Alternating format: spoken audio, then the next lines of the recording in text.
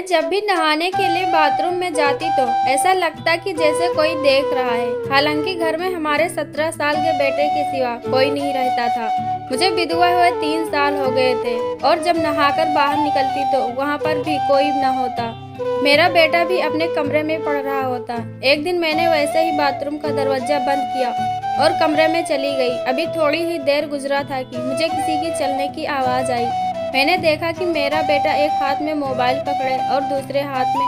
मेरा नाम रजिया है। मेरी उम्र 15 साल थी जब मेरी शादी करवा दी गई और मेरी शादी एक हादसा थी। इस तरह की मेरे बड़ी बहन की शादी थी और मैं अपने बड़ी बहन की शादी के लिए बहुत खुश थी। हंसते खेलते नाचते गाते फिर रही थी। मेरी बड़ी बहन बहुत उदास थी। शादी की रात वह न जाने हमारे यहाँ से किसके साथ भाग गई। हमें तब मालूम हुआ जब हमने उसके कमरे में देखा कि कोई मौजूद नहीं है।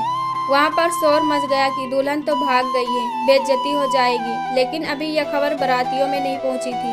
मेरी बहन की सास ने तो शोर मचा दिया कि चलो भाई चलो वापस। सब समझा रहे थे कि अगर आप लौट जाती हैं तो हम किसी को मुंह दिखाने के काबिल नहीं रहेंगे। मेरे जीजा ने शायद पहले से ही मुझ पर नजर रखी हुई थी कि उसने कहा कि मुझे छोटी बहन का रिश्ता दे दे ताकि आपकी भी इज्जत रह जाए और हमारी भी। इसके बाद लोग जो भी बातें बनाएंगे, कम से कम आपकी बेटी से मेरी शादी तो हो चुकी होगी। फिर भी मेरी बड़ी बहन न जाने क्या सोच कर घर से भागी थी, लेकिन उसने सबको मुसीबत में डाल दिया था। मेरे जीजा शायद मुझे पसंद करते थे, इसलिए शायद फौरन उन्होंने यह बात कह दी। उसकी अपनी माँ उसे रोक रही थी कि ऐसा मत करो, हमें ऐसे घर से रिश्ता नहीं जोड़ना। जिस घर से एक बेटी भाग चुकी हो, दूसरी को भागने में कितनी देर है। न जाने इन लोगों ने अपनी बेटियों को कैसे संस्कार सिखाए हैं। लेकिन मेरे जीजा ने कहा कि उन्हें मुझसे ही शादी करनी है। मेरी उम्र सिर्फ 15 साल थी जब मेरी शादी करवा दी गई और मेरे जीजा जी अब मेरे पति बन चुके थे। मुझसे पूरे 12 साल बड़े थे। मेरी बड़ी बहन तो भाग गई, लेकिन उसने मेरी जान ले ली। न जाने कहाँ थी, मेरा उससे कोई राब्ता न हुआ। लेकिन मुझे मेरे ससुराल में बहुत बातें सुनने को मिली। मुझे ऐसा लगा कि जैसे मैं ही भाग कर आई हूँ। लेकिन अजीब बात यह थी कि मेरा पति मुझसे बहुत मोहब्बत करता था। वह मुझे वैसा ही रखता था कि जैसे उसने मुझसे ही मोहब्बत की हो और फिर मुझसे शादी की हो। मैं सारा दिन लोगों का ताना सुनकर जब अपने पति के पास जाती तो मेरा सारा थकान दूर हो जाता। वो मुझे हंसाता और मुझसे बहुत प्यार करता था। अगर मेरा पति भी मुझे ताने मारता तो मैं शायद अपनी जिंदगी ही खत्म कर देती। शादी की पहली ही साल में माँ बन गई। डॉक्टर का कहना था कि बच्ची की उम्र बहुत कम है, इसलिए कुछ कह नहीं सकते। मेरे पति ने कहा कि यह बच्चा नहीं रखेंगे क्योंकि मैं अपने पत्नी की जान बचाना चाहता हूँ। लेकिन मेरी सास ने हंगामा खड़ा कर दिया कि तुझे बच्चे से ज्यादा अपनी पत्नी की पड़ी है। मेरी सास का कहना था कि अगर तूने इस तरह का कोई काम किया तो फिर तुम दोनों को इस घर से जाना होगा। यह घर उनके नाम था और मेरे घर में सिर्फ सास थी, ससुर जिंदा नहीं थे और मेरा पति इकलौता बच्चा था। मेरा पति बहुत परेशान रहता। मेरी तबीयत पूरे 1 साल बहुत खराब रही। लास्ट टाइम में जब मेरे पति से पूछा गया कि तुमको बच्चा बचाना है या पत्नी को, तो उसने कहा कि मेरी पत्नी को बचाएं। मेरी सास ने कहा कि बच्चे को बचाएं।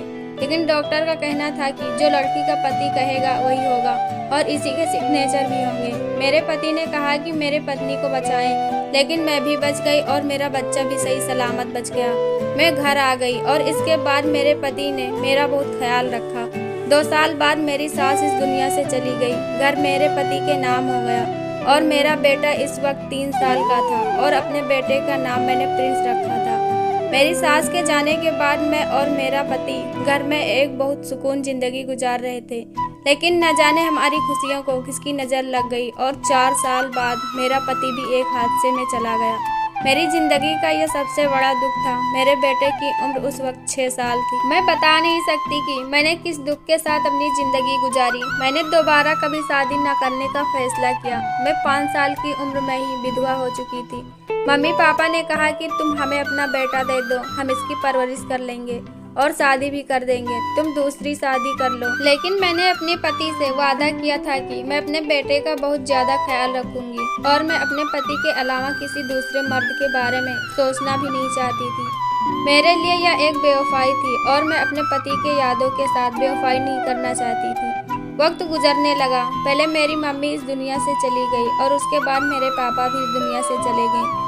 जिंदगी ने मुझे बहुत गम दिए, लेकिन कोई मरता नहीं। उसके पीछे मेरे माँ बाप की जायदाद भी मेरे हिस्से में ही आ गई थी। इसके पास कुछ ज़्यादा नहीं था, लेकिन जो कुछ भी था वह अभी मेरे ही हिस्से में आ गया था, क्योंकि हमारा कोई भाई नहीं था और मेरी बड़ी बहन तो जब से घर से भागी थी किसी को पता नहीं था कि वह कहाँ है। मेरी मम्मी कहा करती थी कि जाने वह कहाँ होगी, जिंदा भी होगी या नहीं। घर से भाग जाने वाली लड़कियों के साथ जमाना बहुत बुरा सलूक करता है। अगर वह किसी बेटी या अम्मा बन जाए तो उसके बेटी की जिंदगी बर्बाद हो जाती है। सब यही कहते हैं कि तुम्हारी माँ तो घर से भाग कर आई थी। मेरी माँ तो कभी कभी मेरी बहन को याद भी करती, लेकिन मैंने पापा की जुबान से कभी भी उसका नाम भी नहीं सुना था। मैंने अपने घर वालों की इज्जत और शान बचाई थी, इसलिए मैं इनकी दुलारी हो गई थी। वक्त गुजर गया और मेरा बेटा 17 साल का हो गया। घर में सिर्फ मैं और मेरा बेटा ही रहते थे। मैंने भी माँ बाप की तरफ से मिला हुआ घर को बेचकर चौराहे पर 2 दुकानें ले ली और इन दुकान के किराए से मेरा घर चलता था। पहले तो यह किराया बहुत कम था और घर चलाना मुश्किल पड़ता था, लेकिन वक्त के साथ ये लाखों में हो गया। हम 2 ही लोग थे, इसलिए ज़्यादा खर्चा नहीं था। बच्चे को स्कूल और उसके बाद कॉलेज में भेजा कि वो पढ़ाई करे। इसकी एक अच्छी सी नौकरी लग जाए तो मैं एक बहू ले आऊँ, ताकि इस घर की खामोशी खत्म हो जाए। अकेले रहकर मुझे एक बीमारी लग गई थी कि अचानक से मेरा दिल घबराने लगता था। गर्मी का मौसम होता या सर्दी का, मुझे अचानक से बहुत ज़्यादा गर्मी लगना शुरू हो जाती। इतनी गर्मी कि मैं नहाने के लिए चली जाती। जब तक नहाती तब तक सुकून रहता। डॉक्टर से पूछा तो उसने कहा कि आपने ज़िंदगी में कितने दुख झेले हैं। पहले आपका पति और उसके बाद माँ बाप चले गए। सारी ज़िंदगी बिना हमसफ़र के रही। जब इंसान को कोई बीमारी नहीं होती लेकिन टेंशन होती है तो वह इंसान इस टेंशन को अच्छे से झेल लेते हैं और दुनिया समझती है कि बड़ा मजबूत इंसान है। लेकिन वह टेंशन लेना कोई आसान काम नहीं होता और वह बाद में किसी न किसी बीमारी के सूरत से अपनी ज़िंदगी का एहसास दिलाती है कि इंसान कमज़ोर है। हम इतने गम झेलने के लिए नहीं बनाए गए हैं। गम इंसान को मार डालता है। यही वजह थी कि अचानक से मेरा दिल घबराने लगता था और नहाने के लिए बाथरूम में चली जाती थी। एक दिन बहुत अजीब हरकत हुई। एक रात मेरा दिल बहुत घबराने लगा और मेरे पास कोई रास्ता नहीं था कि मैं क्या करती और मैं नहाने चली गई। लेकिन जाने के बाद मुझे ऐसा महसूस हुआ कि जैसे कोई बाथरूम के बाहर से रोशनदान से मुझे देख रहा है। हमारा बाथरूम बहुत छोटा था। छत इतनी छोटी थी कि हाथ लगाकर उसको छू सकते थे, इसलिए रोशनदान से अंदर झांकना कोई मुश्किल काम नहीं था। अचानक से मेरा दिल बैठ गया और मैं बुरी तरह से डर गई और जल्दी जल्दी कपड़े पहनकर बाथरूम से बाहर आई, लेकिन बाहर कोई नहीं था। रात के 2 बज रहे थे। इस वक्त वह कौन हो सकता था, लेकिन शायद मुझे वहम था। लेकिन अगले दिन मेरे साथ फिर ऐसा ही कुछ हुआ और इस दफ़ा तो मैंने किसी की परछाई भी देखी। मैं जवान बेटे की माँ थी, लेकिन मेरी उम्र 32 साल थी। आजकल तो ज़माना ऐसा है, हमारा समाज इस कदर गंदा हो चुका है कि सोचा भी नहीं जा सकता कि लोग क्या क्या कर सकते हैं। या तो हम जानते हैं, मुझे शक था कि शायद कोई मेरी फिल्म बनाने की कोशिश कर रहा है। मैंने जल्दी जल्दी कपड़े पहने और बाहर आ गई, लेकिन वहाँ कोई भी नहीं था। मैंने अपने बेटे को आवाज़ दी, लेकिन जब मैं कमरे से गई तो वह फ़ोन में बिजी था। मैंने उसे नहीं बताया कि क्या हुआ। वह एक जवान मर्द और गुस्से में आकर कुछ भी कर सकता था या फिर किसी से लड़ाई भी हो सकती थी। मैंने कहा कि हमें लगता है कि जैसे कोई घर में दाखिल होने की कोशिश कर रहा है। वह तुरंत खड़ा हो गया और उसने हाथ में डंडा उठा लिया कि कौन हो सकता है। उसने घर के हर एक कमरे में देख लिया और लाइट वगैरह ऑन की, लेकिन कोई नहीं था। बाहर का दरवाजा भी बंद था। उसने कहा कि लगता है आपको कोई वहम हुआ है, यहाँ तो कोई नहीं है। लेकिन मैं जानती थी कि मुझे कोई वहम नहीं हुआ था। मैंने बताया कि किसी की परछाई देखी थी और किसी मर्द की यह बात नज़रअंदाज करने वाली नहीं थी, पर वह कौन हो सकता था। यह हरकत मेरे घर में दोबारा हो चुकी थी। दूसरे दिन फिर से मेरी तबीयत खराब होने लगी। मैंने सोचा कि होती है तबीयत खराब तो होती रहे, लेकिन मैं बाथरूम में नहीं जाऊंगी। बाथरूम मेरे घर के सहन में था। मेरे बेटे के कमरे में बाथरूम था, लेकिन वह तो मेरे बेटे का कमरा था। बार बार वहाँ नहीं जा सकती। सो रहा होगा, उसकी नींद में खलल नहीं डाल सकती। उसको सुबह भी जल्दी जाना होता था। मेरी तबीयत फिर से खराब होने लगी। मैंने आसपास देखा और दिल को तसल्ली दे ली कि वहाँ कोई नहीं है तो नहीं, वहाँ कोई भी नहीं हो सकता। बाहर का दरवाजा भी बंद था और फिर बाथरूम में चली गई और नहाना शुरू कर दिया। लेकिन आज तो हद ही हो गई। आज तो मैंने उस शख्स की पूरी परछाई देखी, बल्कि उस शख्स के कदमों की आवाज़ भी सुनी। मेरा दिल तो पूरी तरह से बैठ गया। मेरे दिमाग ने काम किया और मैंने बाथरूम की लाइट ऑफ कर दी ताकि बाहर जो भी खड़ा है वह मुझे ना देख सके। मैंने बुरी तरह से चिल्ला कर अपने बेटे को आवाज़ देना शुरू कर दी। मेरा बेटा जब बाहर आया तो मैंने उससे कहा कि तुम जरूर अभी नींद से उठे होंगे, लेकिन मुझे लगता है कि घर में कोई है। वह नींद से जागा हुआ नहीं लग रहा था, बल्कि वह जाग रहा था। मैंने फिर से सारा घर देखा, लेकिन घर में कोई भी नहीं था। तो उसने मुझे उठाया और कहा कि आप सारा दिन परेशान रहती हैं, क्या सोचती रहती हैं, किसी बात की टेंशन है आपको? मैंने कहा कि मुझे वहम नहीं हो रहा है। बेटे ने कहा कि घर में कोई नहीं है। मेरा बेटा इस बात पर यकीन नहीं कर रहा था। वह सोच रहा था कि मैं किसी टेंशन में हूँ और इसलिए मुझे ये सारे वहम हो रहे हैं। अगले दिन मैंने सोच लिया कि मुझे क्या करना है। बाथरूम के पास कुछ मिट्टी फेंकी और उस मिट्टी पर पानी फेंक दिया, इसलिए कि वहाँ पर कोई भी खड़ा हो तो उसके पैरों के निशान बन जाएं। मैं रात को उठी और नॉर्मल तरीके से चलती हुई बाथरूम में चली गई। थोड़ी देर बाद मुझे किसी के चलने की आवाज़ आई। मैं नहा नहीं रही थी, बल्कि चुपचाप खड़ी थी। मैंने अचानक से बाथरूम की कुंडी खोल दी। जो भी शख्स वहाँ खड़ा है वह भाग जाए, क्योंकि मुझे सिर्फ और सिर्फ इतना जानना था कि वह मेरा वहम था या वाकई बाहर कोई था। मैं बाहर निकल कर आई, वहाँ पर कोई भी नहीं था। अंधेरे में कुछ भी नजर नहीं आ रहा था। मैं कमरे से गई और टार्च लेकर आई और उस जगह पर रोशनी डाली जहाँ पर मैंने मिट्टी फेंकी थी। यह देखकर मेरे पैरों तले जमीन खिसक गई, क्योंकि वहाँ पर पैरों के निशान बने हुए थे। इसका मतलब मुझे कोई वहम नहीं हो रहा था, बल्कि मेरे घर में कोई था। यह महसूस करके तो मेरा दिल बैठ गया कि कौन हो सकता है, कौन है यह कर रहा था। मेरी तो किसी के साथ दुश्मनी भी नहीं थी। सुबह हुई तो मैंने इस जगह को गौर से देखा। जैसे रोशनी हुई, मैं बाथरूम की तरफ भाग कर आई और कदमों के निशान देख लिए। पाँव का साइज वही लग रहा था जो शायद मेरे बेटे का होगा, यानी कोई मेरे बेटे के ही उम्र का था। परेशान बहुत थी, लेकिन क्या कर सकती थी? मुझे क्या करना चाहिए मुझे कुछ समझ नहीं आ रहा था। सोच लिया था कि इस बाथरूम में नहीं जाऊंगी, लेकिन कब तक नहीं जाती? यह मेरा घर था, क्या मैं अपने ही घर में डर रही थी? और अगर वह शख्स मेरे घर में आ जाता था तो मेरे घर में कुछ भी कर सकता था, मेरे बेटे को भी नुकसान पहुंचाता। यूं तो मेरी उम्र बहुत ज़्यादा नहीं थी, लेकिन मुझसे घर के काम ज़्यादा नहीं होते थे।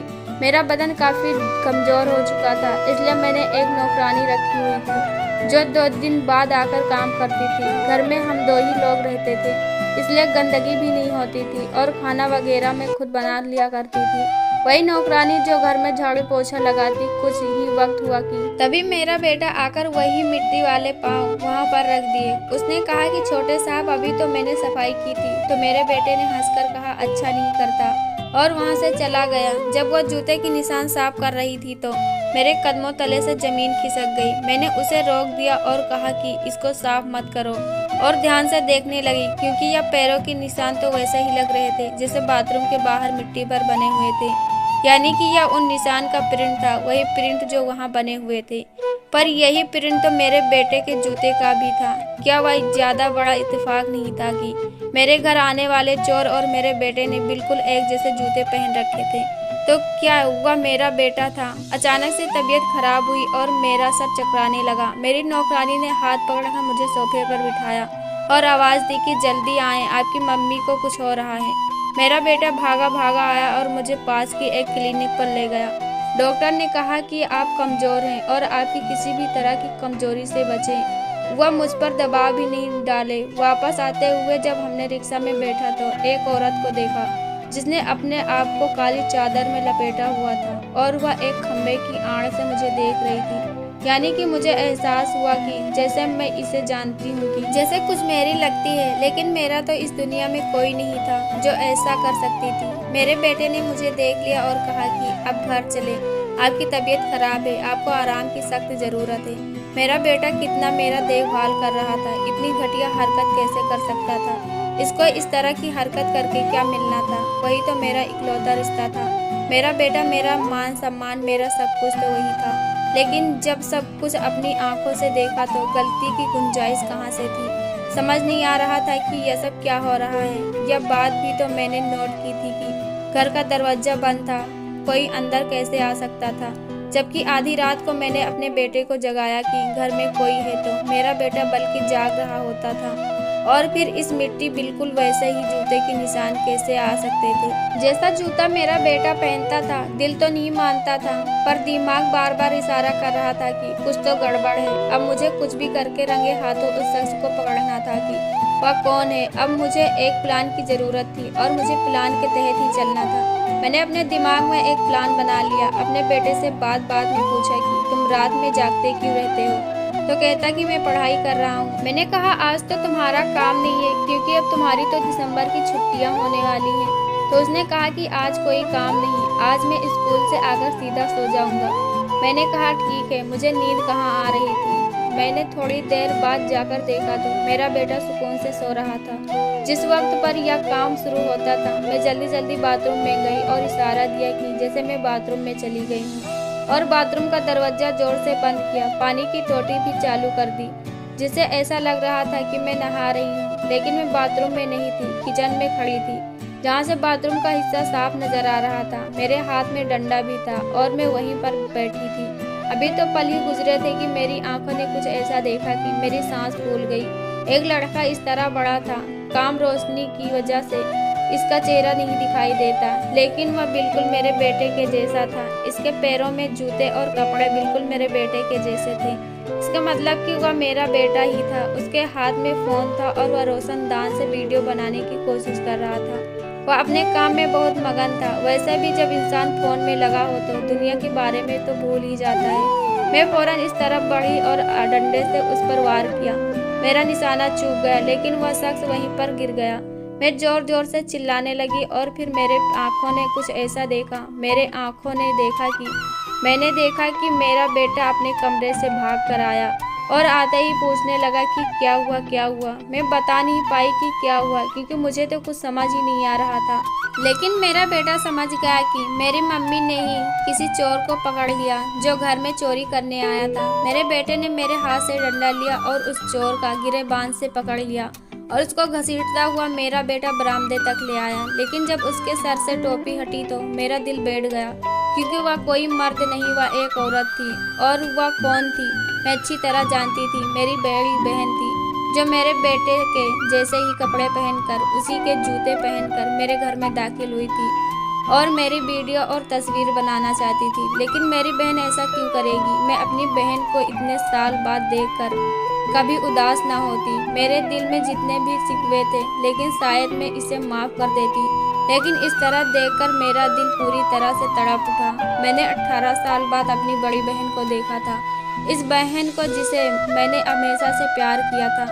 बचपन में इसके साथ खेलती थी और अपने दिल की बात किया करती थी। आज अपने खिलाफ एक हैरत अंगेज काम करते हुए आज रंगे हाथों पकड़ा था। वह यह सब क्यों करना चाहती थी? मेरा बेटा इसको नहीं जानता था। यकीन था कि मेरा बेटा उस पर हाथ उठा देता।